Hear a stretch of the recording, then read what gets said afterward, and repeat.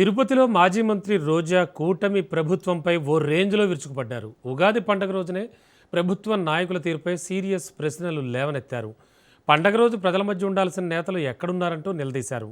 రాష్ట్ర ప్రజలకు శుభాకాంక్షలు చెప్పడంలోనూ సాంప్రదాయాలను పాటించడంలోనూ కూటమి నేతలు విఫలమయ్యారని మండిపడ్డారు. ఎన్నికల ముందిచ్చిన హామీలు అధికారంలోకి వచ్చిన తర్వాత మర్చిపోయారంటూ ఆరోపించారు. మహిళలకు ఆర్థిక సహాయం, నిరుద్యోగ భృతి వంటి కీలక అంశాల్లో ప్రభుత్వం పూర్తిగా వెనకబడిందన్నారు. రాష్ట్రంలో రైతులు, మహిళలు, ఆశా వర్కర్లు ఇబ్బందులు పడుతున్నా ప్రభుత్వం పట్టించుకోవడం లేదని ఫైర్ అయ్యారు ఆమె.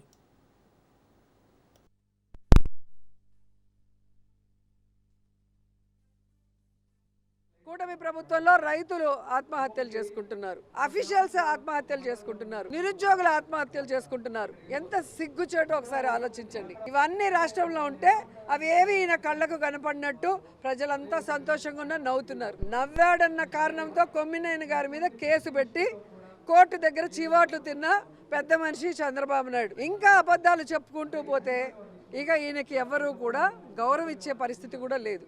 అండ్ రెండవది, ఎప్పుడు చూసినా భారతమ్మ మీద పడి ఏడుస్తారు అందరూ. టీటీడీ చైర్మన్ బిఆర్ నాయుడు నుంచి పవన్ కళ్యాణ్ వరకు, చంద్రబాబు నాయుడుతో సహా.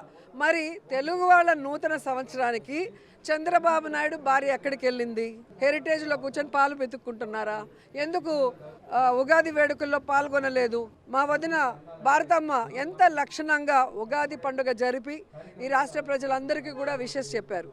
మరి సనాతన యోధుడు ఏదో హిందూ ధర్మాన్ని, హిందూ కల్చర్ని కాపాడడానికి పుట్టినట్టు కథలు చెప్తాడు కదా పవన్ కళ్యాణ్. మరి ఆయన భార్య తెలుగు వాళ్ళ నూతన సంవత్సరం ఉగాది టైంలో ఎక్కడికి వెళ్ళారు? ఎందుకు రాష్ట్రంలో కనిపించలేదు? ఇక సిగ్గులేని బిఆర్ నాయుడు ఒకడు ఉన్నాడు.